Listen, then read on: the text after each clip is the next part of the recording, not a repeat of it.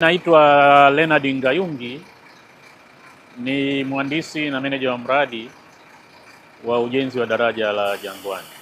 Kama mnavyokumbuka, ili eneo la Jangwani kwa muda mrefu limekuwa eneo la changamoto kubwa ambalo limekuwa na matatizo ya wakati wa usafiri, kwamba wakati wa mafuriko, wakati wa mvua kumekuwa na kulirudia mara kwa mafuriko ambayo yamesababisha usumbufu kwa watumiaji wa hili eneo, ikiwa ni pamoja na kusimamisha usafiri. Kulikuwa na matatizo ya usafiri kwa magari hayawezi kupita.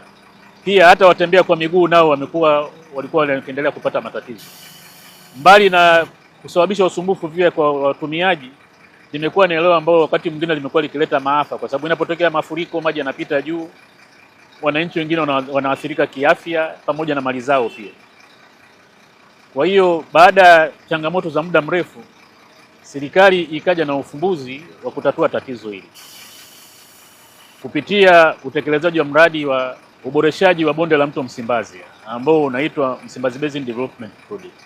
Mradi huu unatekelezwa chini ya mkopo wa Benki ya Dunia. Mojawapo ya component ambazo zinatekelezwa kwenye mradi huu ipo ujenzi wa daraja hili la Jangwani. Hili daraja la Jangwani linatekelezwa kupitia mradi wa Msimbazi Basin Development Project. Mkandarasi wa mradi huu anaitwa China Communication Construction Company Limited kutoka China, na pia kuna mhandisi msimamizi wa ujenzi ambayo ni Leporogo akishirikiana na afisa na Dongqing kutoka South Africa. Leporogo ni Mtanzania, Dongqing anatoka Korea. Gharama ya mradi huu ni shilingi bilioni 97.1. Utekelezaji wa mradi katika muda wa awali huwa ni miezi 24. Mpaka sasa hivi mradi umefikia utekelezaji wa 34%.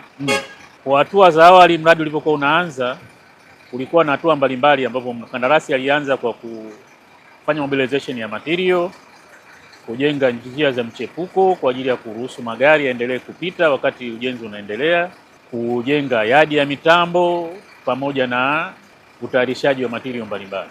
Baada ya kukamilisha hatua ya mwanzo, magari yaliweza kuchepushwa yakapita kwenye njia ya muda. Katika ujenzi wa diversion road, mkandarasi mwanzoni alianza na kutumia daraja ambalo lilokuwepo pamoja na kusafisha mto, ili kila mvua zinaponyesha basi maji yasiendelee kusababisha usumbufu wa kupita juu ya daraja. Baada ya kumaliza hilo, amejenga daraja jingine la muda ambalo magari sasa hivi yamehamishiwa yanapita huko, ambalo kama linavyoonekana upande wa kushoto wa eneo hili ambalo lina ujenzi.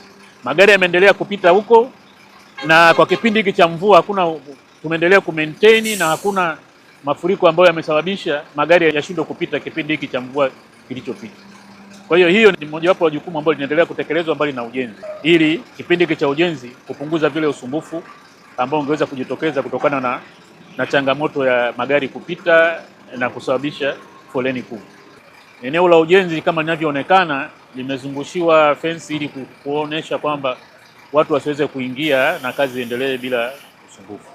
Hatua tulizofikia katika ujenzi sasa hivi, kwa kadri ya mpango kazi, hatua tulizofikia katika ujenzi sasa hivi imefikia 33%. Kazi zinazoendelea ni kama ambavyo zinaendelea kuonekana. Kwa upande wa msingi wa daraja, tumeshamaliza kuweka nguzo za msingi wa daraja ambazo idadi yake ni 432 kati ya 496 ambazo zinatakiwa. Mbali na hiyo, kuna nguzo kuu za kubeba madaraja ambazo ni columns au piers. Sasa hivi tumeshafikisha 24 kati ya 48 ambazo zitabeba daraja zima. Baada ya hapo, kuna beam za juu ambazo sasa hivi zinaendelea na ujenzi.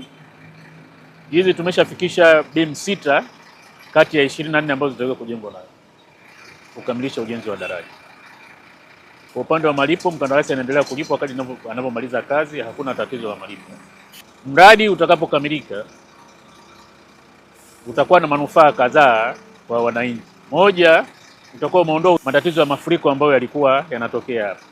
Kama tunavyofahamu, objective ya mradi huu ni kuondoa changamoto ya mafuriko katika bonde la Jangwani. Mbali na kutatua changamoto ambazo zinatakiwa, mradi hadi sasa nao umeendelea kuwa na manufaa kwa wananchi kwa kutengeneza ajira.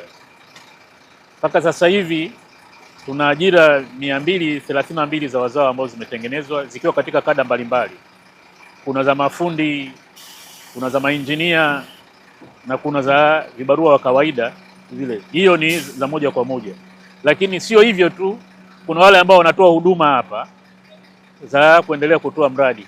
Kuna ambao wanatoa huduma za vyakula, kuna masupplier wa kawaida ambao wanasupply vitu kwa mkandarasi mkubwa, na pamoja na wakandarasi wengine wa Kitanzania ambao wamehusika katika kufanya kazi za kuhamisha miundombinu. Kuna miundombinu ya TANESCO imehamishwa, miundombinu ya maji imehamishwa, na miundombinu ya TTCL imehamishwa.